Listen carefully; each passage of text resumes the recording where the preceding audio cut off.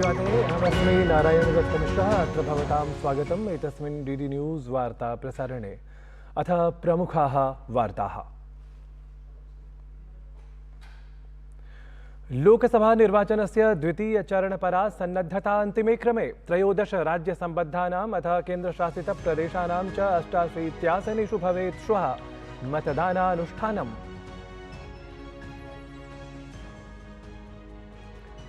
तृतीयचरणगत निर्वाचनाय सर्वाणि दलानि स्वस्वसामर्थ्यं प्रदर्श्यमानानि। प्रधानमन्त्री नरेन्द्र मोदी सम्बोधयेत् अद्य उत्तरप्रदेश मध्यप्रदेशयोः अनारतम् आयोज्यमानाः जनसभाः। अमितशाह तेलंगाना ओडिशा इत्येतयोः राज्ययोः अथ राजनाथ सिंहः उत्तरप्रदेशे संलग्नौ स्यातां निर्वाचनप्रचारकार्ये।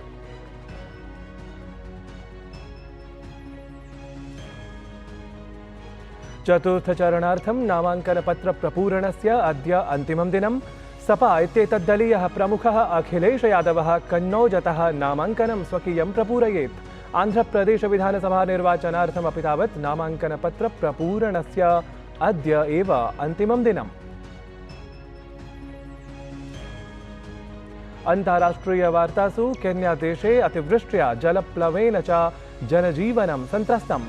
केन्या रेड क्रॉस सोसाइटी इत्येतस्याः संस्थायाः अनुसारेण साम्प्रतं यावत् 38 जनानां मृत्युः अथ 11,000-नागरिकाणां तत्रत्यानां विस्थापनं जातमस्ति।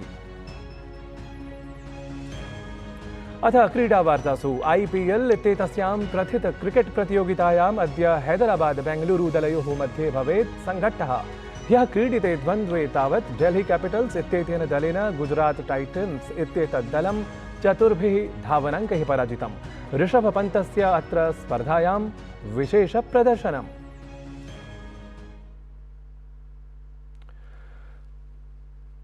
साम्प्रतं वार्ताः विस्तरेण।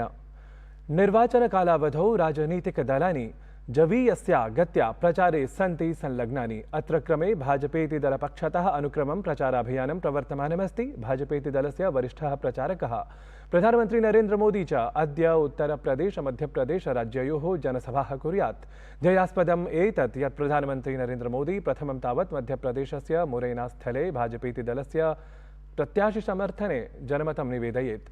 तत्रैव सः उत्तरप्रदेशस्य आगरा बरेली शाहजहांपुर इति 3 जनपदेषु निर्वाचनसभाः सम्बोधयेत्। तावत् लोकसभा निर्वाचनस्य चतुर्थचरणार्थं नामाङ्कनपत्रप्रपूरणस्य अद्य अन्तिमं दिनम् अस्ति। एतस्मिन् चरणे 9 राज्येषु अथ एकस्मिन् केन्द्रशासिते प्रदेशे व्यापृतेषु 96 आसनेषु मतदानं भविष्यति। चतुर्थे चरणे एतस्मिन् आन्ध्रप्रदेशस्य 25 आसनेषु, तेलंगानाराज्यस्य 17 आसनेषु, उत्तरप्रदेशस्य 13 आसनेषु, महाराष्ट्रस्य 11 आसनेषु, मध्यप्रदेश पश्चिमबंगालयोः पृथक् पृथक् 8 आसनेषु, बिहारराज्यस्य 5 आसनेषु, झारखंड ओडिशा इत्येतयोः राज्ययोः पृथक् पृथक् 4 आसनेषु अथ जम्मूकश्मीरस्य 1 आसने च मतदानानि आयोजयिष्यन्ते। तावत् नामाङ्कनपत्राणाम् अन्वीक्षणं श्वः विधास्यते। एतस्मिन् चरणे मतदानं तु मे मासस्य 13 दिनाङ्के अनुष्ठास्यते।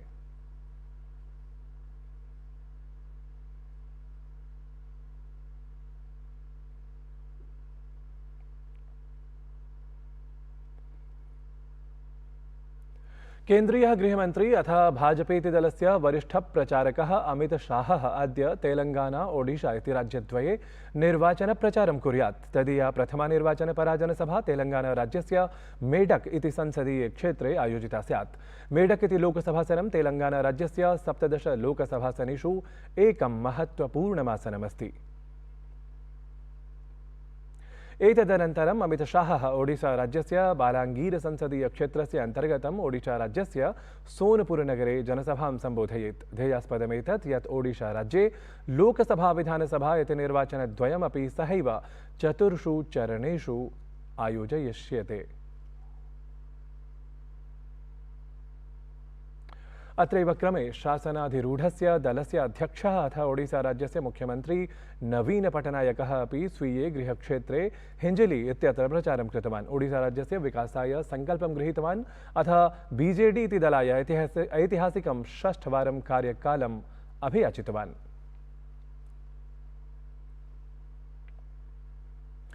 सैम पित्रोदा इत्यस्य रिक्थरूपकरविषये प्रचारं गतस्य तस्य वक्तव्यस्य गृहमन्त्री अमितशाहः भर्त्सनां कृतवान्। असौ उक्तवान् यत् कांग्रेसदलं सैम पित्रोदा इत्यस्य वक्तव्यस्य अनन्तरं पूर्णतः स्ववास्तविके रूपे समक्षम् आयातमस्ति। तेन उक्तं यत् प्रधानमन्त्री नरेन्द्रमोदी यदा एतस्मिन् विषये उक्तवान् तदा राहुल गान्धिः, सोनिया गान्धिः अथ च सम्पूर्णं कांग्रेसदलमपि पृष्ठे आगच्छन्।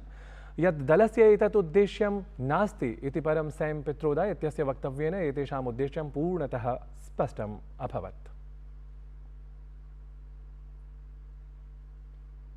इंडियन ओवरसीज कांग्रेस इत्यस्य अध्यक्षः सैम पित्रोदा इत्यस्य रिक्थकरम् आलक्ष्य वक्तव्यमधुना चर्चापथे नूतनप्रकरणरूपमिव जातमस्ति। वस्तुतः सैम पित्रोदा इत्यसौ उक्तवान् आसीत् यत् संयुक्तराज्य अमेरिकादेशे यथा रिक्थकरः भारते अपि तथाविधः न्यायः नास्ति इति। तेन उक्तं यत् एतस्मिन् विषये अपि चर्चा भवेत्। सैम पित्रोदा इत्येषः संयुक्तराज्य अमेरिकादेशस्य रिक्थकरप्रणालीं भारते स्थापयितुं परामृष्टवान्। एतदन्तर्गतं जनस्य मृत्योः परं तस्य सम्पत्तेः प्रतिशतं 55% भागः प्रशासनम् अधिकुरुते।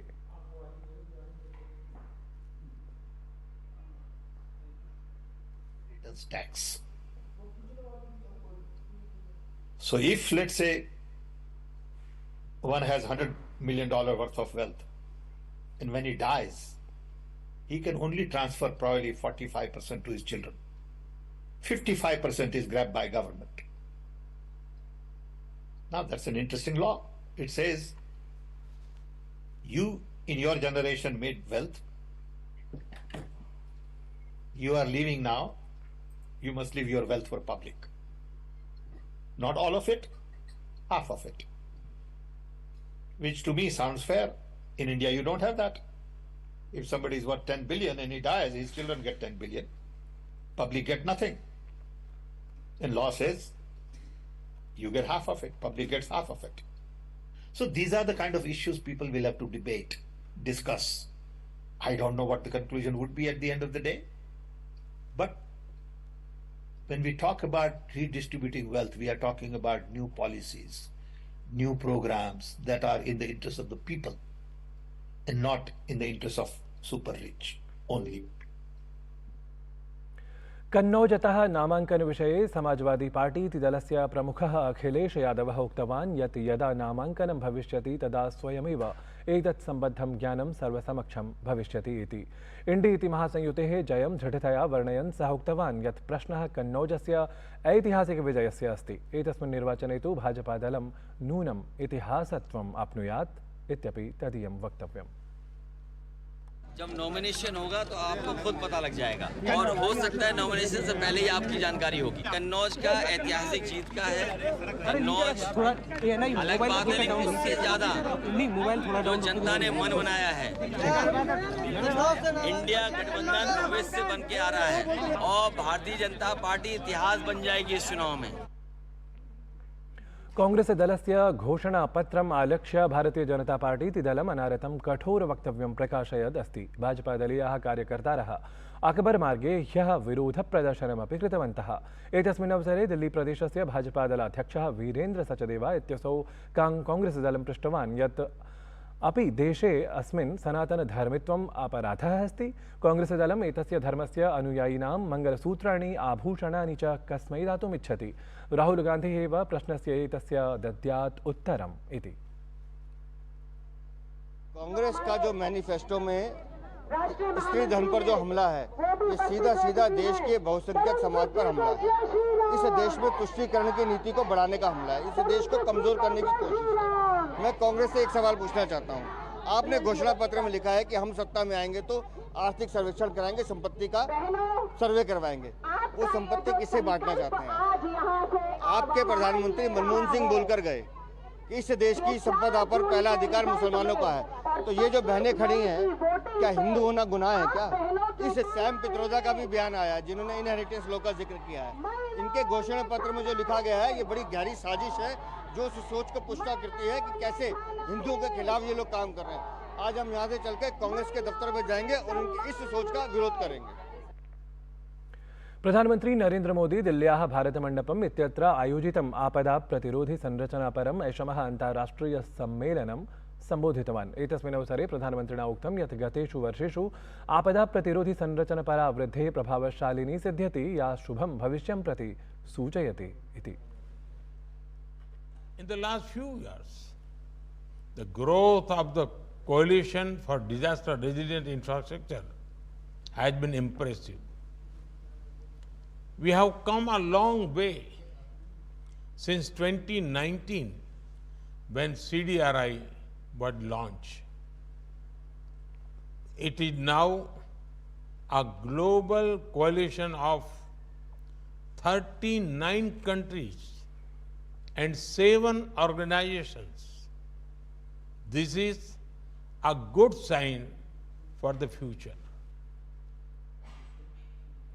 प्रधानमन्त्री अत्र एतदपि उक्तवान् यत् प्राकृतिक्यः आपदाः निरन्तरं गम्भीराः जायमानाः इव आलक्ष्यन्ते इति वयं सर्वे अनुभवामः। प्रधानमन्त्रिणा निगदितं यत् सम्यक् भविष्यार्थं साम्प्रतम् अस्माभिः नमनीयासु आधारभूतसंरचनासु निवेशः करणीयः येन आपदायाः अनन्तरं स्वाभाविकतया साहाय्योद्धार पुनर्वासादीनां च विषये अधिकम् अवधानं समेषां स्यात् इति। राष्ट्रपति पदासीना द्रौपदी मुर्मुः देहरादूनस्थायाः इंदिरा गांधी राष्ट्रीय वन अकादम्याः दीक्षांत समारोहे भारतीय वनसेवायाः प्रशिक्षुवर्गम् उद्दिश्य सम्बोधनं विहितवती। स्वकीये सम्बोधनक्रमे सा निरूपितवती यत् वयं तथ्यमेतत् दिनानुदिनं विस्मरामः यत् वनानि इव अस्मभ्यं जीवनकारकाणि इति। राष्ट्रपति पदासीनया द्रौपदी मुर्मू वर्यया अत्र सर्वे प्रशिक्षवः अधिकारिणः प्रबोधिताः यत् वनसंरक्षणस्य प्रशासनपरं दायित्वं महनीयं भवतामेव अथ भवन्तः स्वकीयोत्तरदायित्वजातस्य विशेषतः निर्वहणं विधास्यन्ति इति मदीया अस्ति आशा इति। राष्ट्रपति पदासीना द्रौपदी मुर्मू महिला वन पदाधिकारिवृन्दमपि विशेषतः अत्र प्रशंसन्ती उक्तवती यत् निकटवर्तिकाले महिला वनाधिकारिवृन्दस्य संख्या इतोपि वर्धेत इति अहम् आशासे।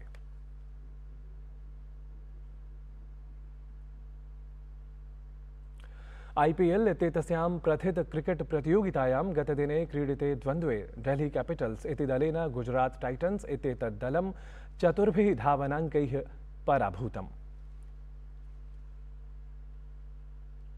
तावत् अद्य एतस्यां प्रथित क्रिकेट प्रतियोगितायां हैदराबाद बेंगलुरु दलयोः मध्ये संघट्टः भवेत्। ध्येयास्पदम् एतत् यत् सनराइजर्स हैदराबाद दलम् अंकतालिकायां तृतीये स्थाने राजते, तत्रैव RCB इत्येतत् दलं तु अन्तिमे स्थाने एव।